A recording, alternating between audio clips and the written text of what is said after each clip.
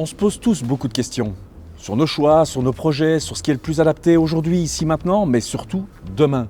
C'est exactement pour ça qu'Eloi est multiprocess, multi-eau, multi-enveloppe.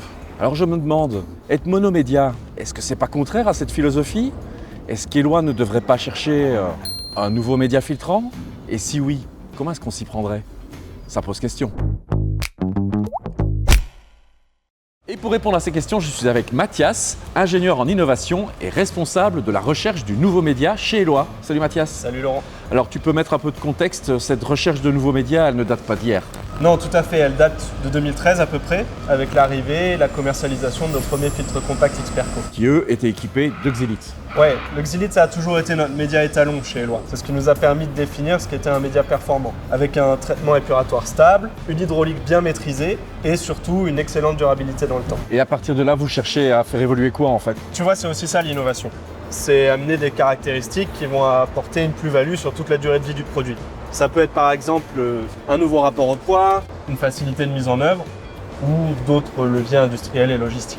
Et donc ici, qu'est-ce que vous cherchez exactement? Tu vois, un média filtrant, c'est quand même une équation assez complexe. Je peux jouer sur, par exemple, la granulométrie, donc la taille de mes particules, ou leur forme. À chaque fois, ces éléments-là vont définir premièrement l'hydraulique, donc le passage de l'eau à travers mon média. Et cette hydraulique-là, c'est le temps de séjour qui va définir les performances épuratoires de mon média. Après, il faut aussi que je considère, par exemple, la porosité, donc l'espace qu'il y a entre toutes mes particules.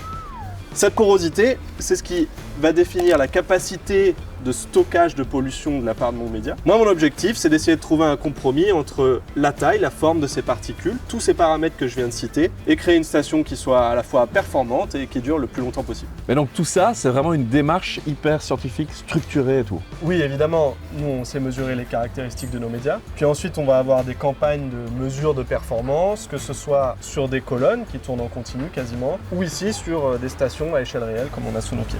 Et vous en avez cherché beaucoup des médias? On a testé à peu près 32 médias différents, allant de l'organique complet à l'inorganique, et certains médias un peu à l'interface des deux, comme notre Xilith.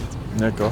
Et sur quels critères vous étudiez ces médias en fait? Déjà, on va s'attacher à mesurer tous les paramètres réglementaires, que sont les MES et la DBO5. Ici en Belgique, on regarde aussi la DCO. Puis après, on mesure aussi d'autres critères, comme le traitement de l'azote, du phosphore, ou des caractéristiques intrinsèques à notre média sur leur temps de séjour ou leur durabilité par exemple. Et vos conclusions, quelles sont-elles? Certains médias présentent d'excellentes caractéristiques du point de vue épuratoire, mais n'ont pas une bonne tenue mécanique par exemple. D'autres sont tout aussi bons, mais pas satisfaisants d'un point de vue de l'hydraulique. Et certains n'ont pas présenté de caractéristiques intéressantes, même à court terme. Parce qu'un bon média, il ne faut pas qu'il ait une seule force, il faut qu'il soit équilibré, c'est ça? Ouais, t'as tout compris. Et parmi tous les médias testés, je suppose qu'il y a une famille qui se distingue, et si on est ici, c'est qu'il y en a 10. Oui, les médias organiques, et plus particulièrement le bois. Mais évidemment, je parie qu'à ce stade, c'est pas une solution. Oh, ce serait trop facile. C'est une piste prometteuse, mais sous 3 conditions. Il faut qu'il soit compris, caractérisé et maîtrisé. Ouais, donc en gros, j'en apprendrai plus la fois prochaine.